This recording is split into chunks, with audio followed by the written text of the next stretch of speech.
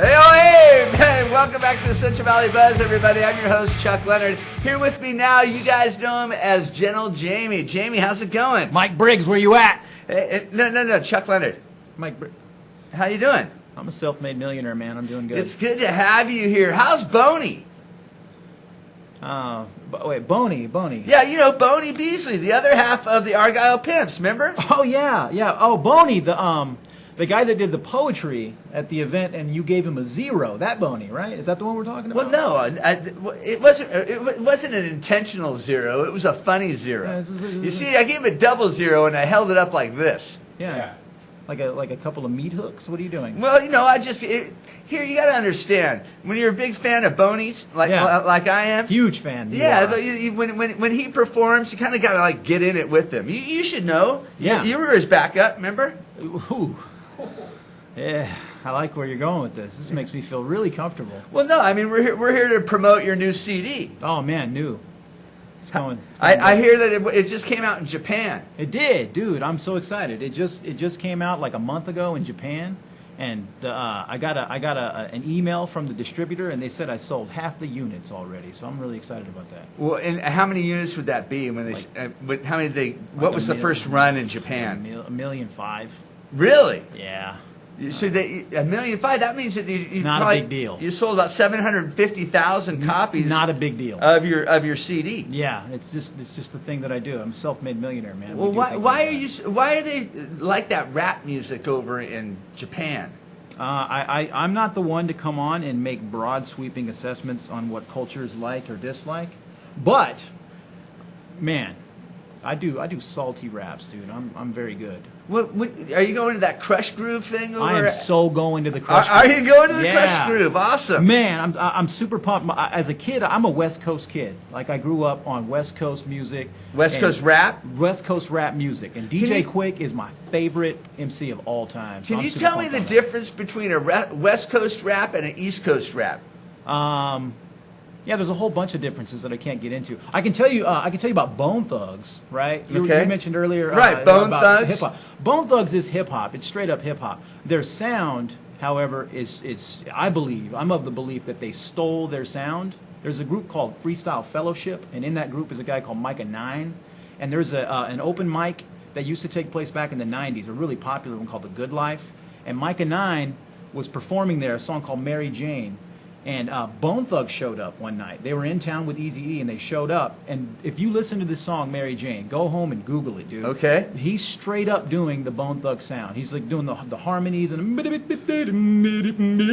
the whole jump off. Before Bone Thugs got into it. Before those dudes. And The Good Life became so popular that, like, Madonna showed up one night, and, like, all these weird celebrities. Like, there was a Shannon Doherty showed up. Like, what, you know, like, why are you here? But she was there because it was a big deal. You know? And this is in L.A. Bone Thugs came walking in and heard this song, and then right after that, that's how they walk. That's how I hope they come out. I hope Busy Bone's there tonight because he's the crazy one.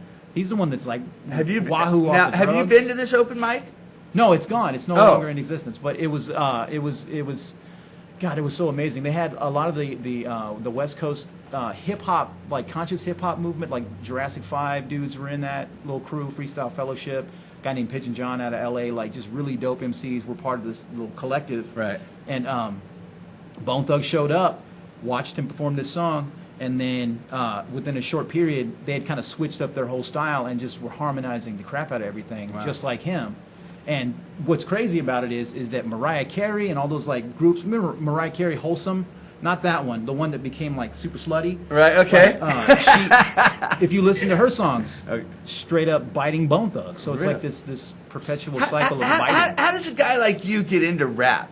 Man, you asked me this before. I did a stint in Corcoran. When I have a lot of viewers at Corcoran. Yeah. What's his name in Corcoran, that dude? Well, it's not very hard to forget. His name is Jimi Hendrix. Yeah, what's up, Jimi Hendrix? Yeah. Where you at? Come see me. Yeah, I did a little stint there.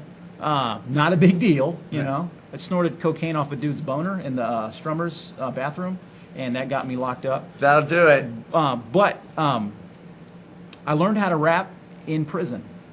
And now I'm just a salty rap, just a fully grown adult orca of rap, just a killer whale out there just swallowing MCs. If you want some, come get some. Wow. Yeah. Is your CD available to buy like locally? Yeah, it's available at shows. It's available on my website. It's available in Japan. What? Now, wait a minute. I saw you over at the comedy show at AppCal. Oh, you want to talk AppCal? Yeah, you tore the house down over there. No, I did not. I know you did. I don't think they're going to be asking you back. I'm going to go out on a limb and say that they will never ask me back to AppCal.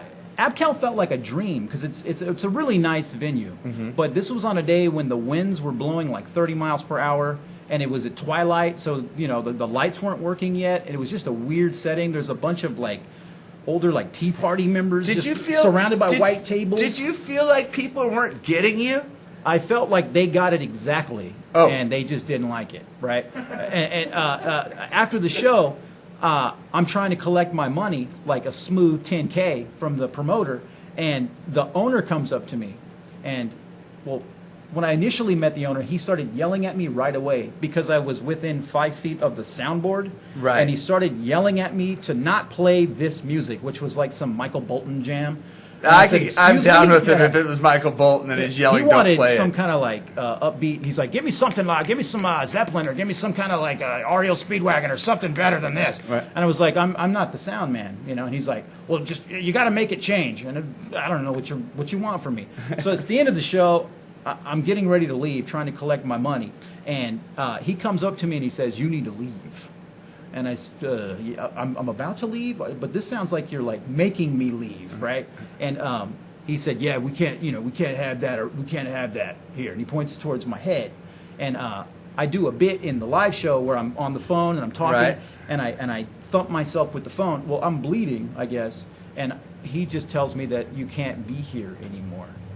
I go collect my things and leave, and I will never play AppCal again.